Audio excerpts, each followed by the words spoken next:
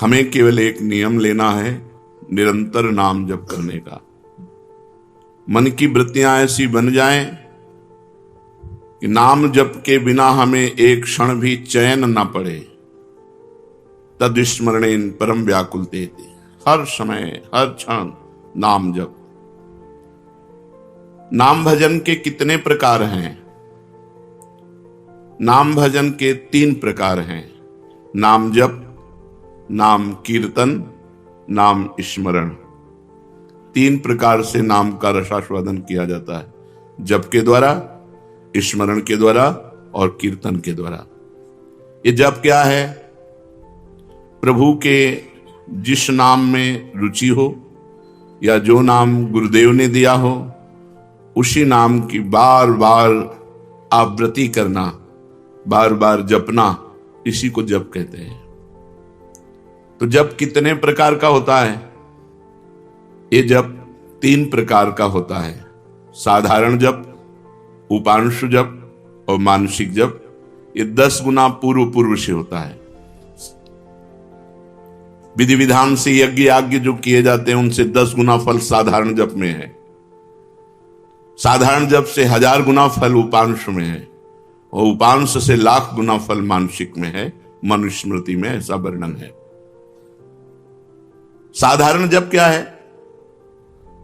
जिसमें स्वर तो सुनाई दे पर वो कीर्तन नहीं है। जैसे राधा राधा राधा राधा राधा राधा राधा राधा राधा, ये कीर्तन नहीं है, ये साधारण जप है। इसे साधारण जप कहते हैं, जिसमें शब्द बाहर सुनाई दे। उपांशु जप क्या है? जिसमें जीभ और ओठ तो हिले पर शब्द बाहर न सुनाई दे। ये साधारण जप से 1000 गुना फल देने वाला है। ओठ बंद है, अंदर जीभ हिल रही, नाम या मंत्र चल रहा है। मंत्र उपांश से शुरू होता है।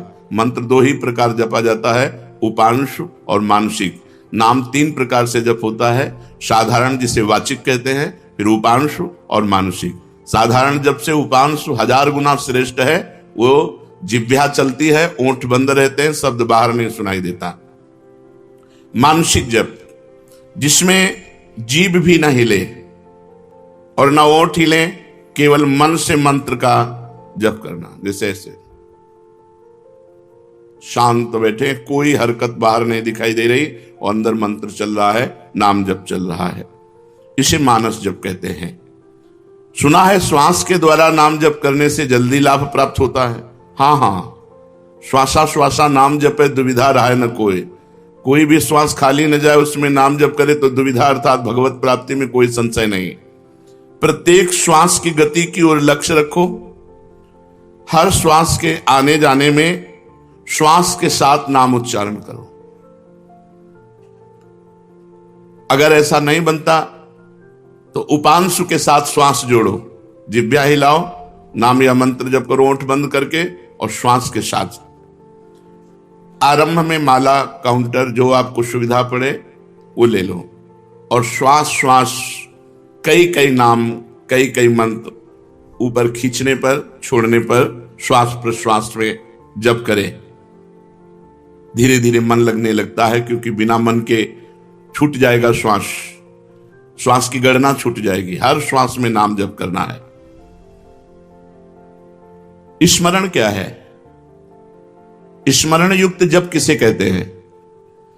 स्मरण केवल मन की वृत्ति से होता है। जिस जप में नाम लिखा जाता है, नाम साक्षात दिखाई देता है, सुनाई देता है, उसे स्मरण कहते हैं। पूरी स्मृति में नाम या मंत्र विराजमान है, आप उसी में डूब कर जप कर रहे हैं।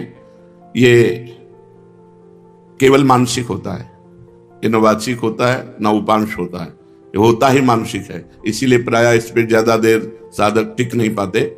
नाम मंत्र चल रहा है, बार बार उसी की आवृत्ति लिख रहे हैं, बार बार उसी को सुन रहे हैं, लेकिन जिह्वा नहीं चल रही, कोई चेष्टा नहीं हो रही, अंदर ही हो रहा है। इसे जप स्मरण युक्त कहते हैं, स्मरण जप कहते हैं। ये मानस मूर्ति पूजा की भांति नामोक्षरों की भावना मन में कर सकते हैं। हाँ, कर सकते हैं। जैसे श्री राधा वल्लभ लाल जी की रूप माधुरी सामने है, अब उनके मस्तक पर लिख रहे हैं मंत्र, उनकी छाती पे लिख रहे हैं, उनकी बाजुओं पे लिख रहे हैं, उनके चरणों में लिख रहे हैं, और बार बार जहां मन आया पूरे श्रीअंग का दर्शन करते हुए वहीं बार बार मंत्र लिख रहे हैं, बार बार नाम लिख रहे हैं। मानस मूर्ति की पूजा की भांति आपको लाभ देगा। क्या नाम अक्षरों की आवृत्ति का और कोई उपाय है? हां, मन की रुचि के अनुसार आप आकाश में कर सकते हो, आप हृदय में अपने कर सकते हो, आप अपने मस्तक पे कर सकते हो। मस्तक पे बार बार लिख रहे हैं अपने अंदर से, या आप अपने हृदय में लिख रहे हैं, या सामने बाहर लिख रहे हैं, जैसे आपकी रुचि बने। या आप नाम के पूरे गहने पहना दीजिए ठाकुर जी को। चरणों में नूपुर तो नूपुर की जगह नाम मंत्र, बाजुओं में बाजूबंद तो बाजूबंद की जगह नाम मंत्र, कुंडल की जगह नाम मंत्र, तिलक की जगह नाम मंत्र हम बार बार लिख रहे हैं। ऐसे जैसे भी बने, अंदर से लिखते हुए नाम का स्मरण करना बहुत जोर का लाभ प्रदान करता है। तो नाम जप, नाम स्मरण, नाम कीर्तन। नाम कीर्तन में गगन भेदेश्वर होना चाहिए। उच्च स्वर स्तंभद सर्वदैव, ऊंचे स्वर से कीर्तन होना चाहिए। जितना उच्च स्वर से होगा उतना ही कीर्तन लाभ देगा। कीर्तन कितने प्रकार के होते हैं? अकेले भी ताली बजाते हुए भगवान नाम कीर्तन होता है। आर्त भाव से अकेले पुकारते हुए ताली बजा रहे भगवान के नाम का कीर्तन, या कई लोग मिलकर के भगवान नाम कीर्तन कर रहे हैं, भगवान का गुण कीर्तन कर रहे हैं। मृदंग है, मंजीर है, ढप आदि वाद्य बजाते हुए कई लोग मिलकर भगवान के नाम का कीर्तन, गुण कीर्तन। संकीर्तन का क्या प्रभाव है? जहां तक नाम पहुंचेगा वहां तक निष्पाप कर देगा। जिनके कानों में, पशु पक्षी जिनके भी कानों में नाम ध्वनि, गुण ध्वनि पहुंची, गुण ध्वनि चतुरासी जी, जैसे आप चतुरासी जी गायन करते हैं, ये गुण ध्वनि है, महिमा ध्वनि है। नाम ध्वनि, नाम कीर्तन, राधा राधा राधा, ये जहां तक जिसके कानों में पहुंचेगी, पशु पक्षी चिड़िया सबके पाप को नष्ट कर देती है। इसीलिए इसे उच्च स्वर में गाया जाता है नाम कीर्तन।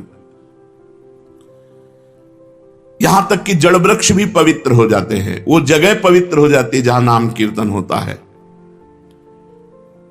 ये तो हम समझ गए। अब हर समय नाम जप कैसे हो?